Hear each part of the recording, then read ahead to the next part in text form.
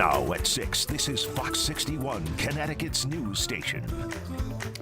Good evening and thanks for joining us for the Fox 61 News at 10, at 6, I should say. I'm Brent Harden. That's right, I'm Bridget Bjorlo. Homeowners in Waterberry are still shocked tonight after a home explosion killed their neighbor. Now, Waterberry police have been working since the explosion took place to get to the bottom of what happened.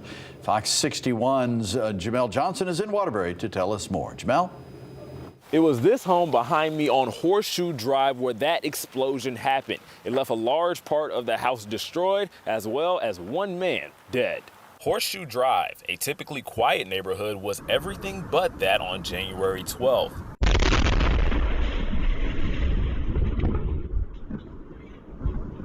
An explosion happened that was so loud, adjacent neighborhoods could feel it too, almost like an earthquake. When police and firefighters got there, the house was on fire, and a 56-year-old man had to be removed from the home and transported to St. Mary's Hospital, where he later died. We spoke with several people in the neighborhood who were at home during the explosion. The couple right next door to the house said, quote, "It was scary. Everything was shaking. All of our pictures ended up coming off the walls. They told us to evacuate for about 3 hours. Once we got back inside, we spent all day hanging stuff back up. Our bedroom also has a hairline fracture in the ceiling. The couple also has a window that can see into the backyard of the house that exploded. They allowed me inside, and when I looked out the window, their neighbor's porch had completely collapsed." We also asked people if they knew of the person who died. One man said, quote, "I've lived here for a while and have spoken to him a few times. It's so sad what happened." Now, no one else I spoke with right now has any structural damage to their property, but everyone is just shocked at such a deadly explosion so close to their home.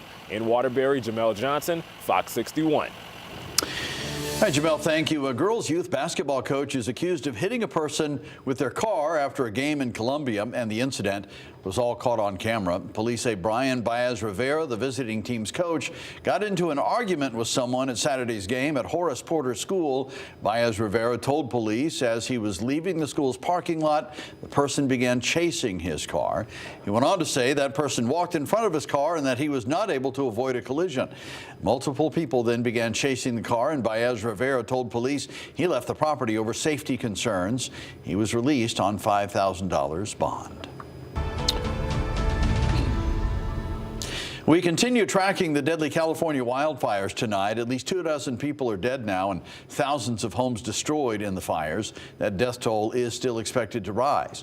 Powerful winds continue to trigger wildfires, new wildfires in the area. And red flag warnings for severe fire conditions are issued through Wednesday, with gusts reaching up to 70 miles per hour in the mountains. 4 Connecticut Red Cross workers are responding to the wildfires. They're working to provide food, shelter, and other critical services to impacted communities. Coming up at 6:30, meteorologist Deshaun Robinson will take a closer look at the role winds are playing in these wildfires.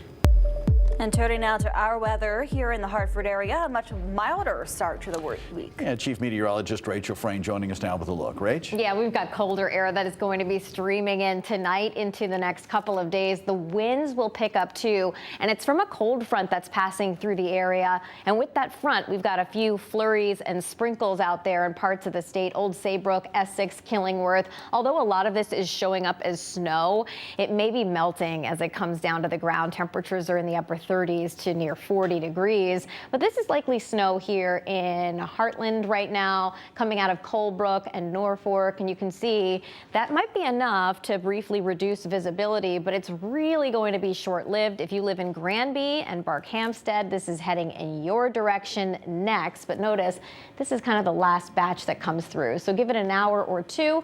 We'll get this out of here, and then we'll bring in the chill. And while it will be windy the next couple of days, it is nowhere near as windy as it was last week, if you remember that. Temperatures right now in the mid-30s to right around 40 degrees, and we're looking at overnight lows sliding back into the 20s as we head towards daybreak tomorrow. Lots of sunshine out there in the morning. High temperatures will rise into the lower to middle 30s by afternoon, so a return to average. And with the wind, it will feel like the single digits and teens as we head through the day. We'll get a closer look at your forecast and when temperatures warm back up again coming up. All right, Rachel, thank you. On Saturday, Prospect Medical Holdings announced that it's filing for bankruptcy. Now, that's the Los Angeles-based company that owns Waterberry Hospital and Eastern Connecticut Health Network, which includes Manchester Memorial Hospital and Rockville General Hospital. The Governor Ned Lamont and Attorney General Tong spoke this afternoon about what it all means for patients. Fox 61's Kay Pattyfoot is at the Capitol tonight. So what's their message, Kay? The main message from Governor Lamont and Attorney General Tong is that these hospitals are open and they're still seeing patients. They said they will be holding Prospect Medical accountable, and they are currently in the process of looking for new ownership for the hospitals. Governor Lamont and Attorney General Tong says their main priority is to maintain the same quality of care at these hospitals. This filing caught most by surprise, but the next steps are getting new ownership for the hospitals impacted. The hospitals keep going, they stay open, they stay managed, with quality of care being our paramount importance. You know, from there, there'll either be another bid process where a new vendors, we had 3 bid last time. Yale is obviously the one that we've tried to get over the finish line for a couple of years, and they're probably at the front of the pack.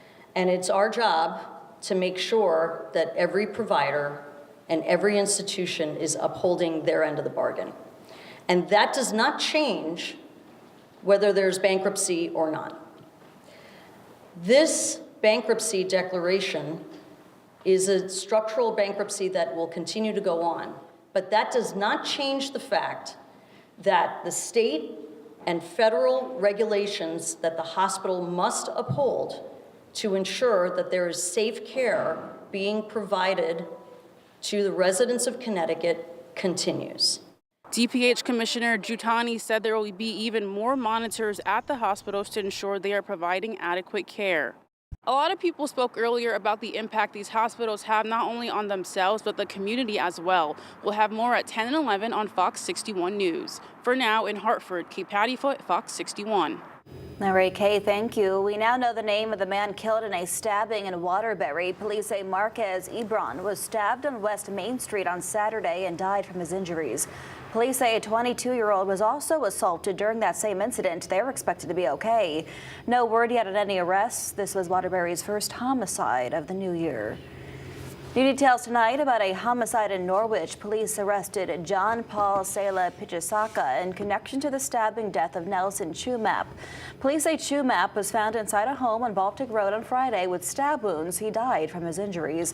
Sela Pichisaka was found inside the home with Chumap and was taken into custody on assault and breach of peace charges, and we're learning a murder charge was added today. New at 6, Ledyard police are searching for the person responsible for a robbery and assault that happened at a church. Police say an employee at the Ledyard Congregational Church was assaulted and robbed this morning. The employee was found with a face injury and was taken to the hospital. They're expected to be okay. Anyone with any information on this incident should call Ledyard Police. A push for more funding for public education here in Connecticut. Local leaders standing united to address the teacher shortage and special education needs. Here's how they hope to tackle these challenges this session. Our resources should be directed towards the children who and families are looking for a quality education. But too often in Connecticut public schools, parents say that quality is dwindling, in part because of too few teachers in the classroom. We need support. We need more teachers, quite frankly. High turnover continues to challenge school districts, especially in urban areas where recruitment is already a tough task. As of the fall, Hartford Public Schools reported a 20% turnover rate, with 178.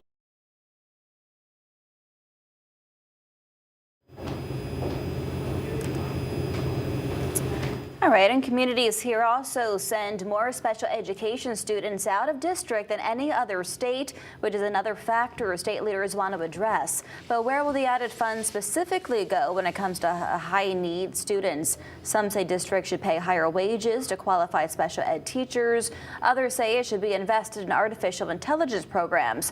I'll take a deeper look at the options coming forward tomorrow on Fox 61, so stay tuned for that.